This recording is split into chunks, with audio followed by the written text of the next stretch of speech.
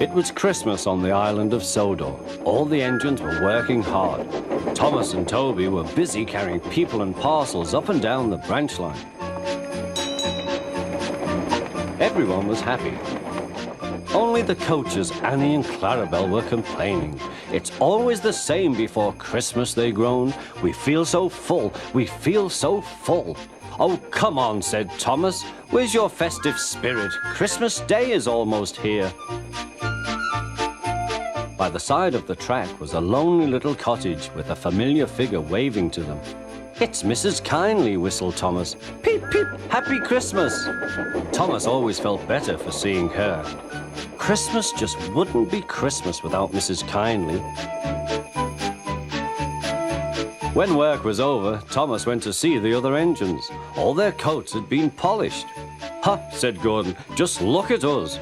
Your driver will have to work fast to get you as smart as us. Never mind that, replied Thomas. I've something important to say. Do you realize it's a whole year since Mrs. Kindly saved us from a nasty accident? You remember when she was ill in bed and... Yes, of course, interrupted Edward. You told us how she waved her red dressing gown out of her window to warn you about a landslide ahead. And you and Toby gave her presents, Percy joined in. And the Fat Controller sent her to Bournemouth to get better. But, said James and Henry together, the rest of us have never thanked her properly. Exactly, said Thomas. So now I think we should all give her a special Christmas party. Everyone was getting very excited, and the drivers felt sure that the Fat Controller would agree, as indeed he did. The engines were all busy making plans when silence fell.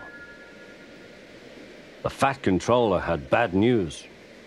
The weather's changed badly. Mrs. Kindly is snowed up.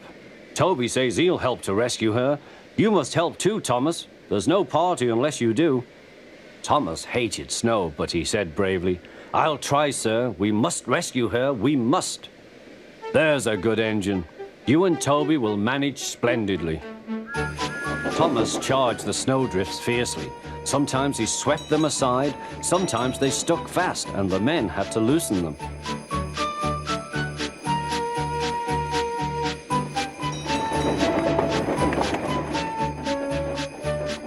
But at the cutting near the cottage, they could go no further. Look at that, exclaimed Thomas's fireman. Peep, peep, peep. Here we are, whistled Thomas. An answering wave came from an upstairs window. Then they heard a familiar sound. That's Terence, said Thomas. He's come to help too. Sure enough, Terence had a snowplow and was working hard to clear a path to the railway line in safety. At long last, the rescue was complete. Percy took the tired workmen home.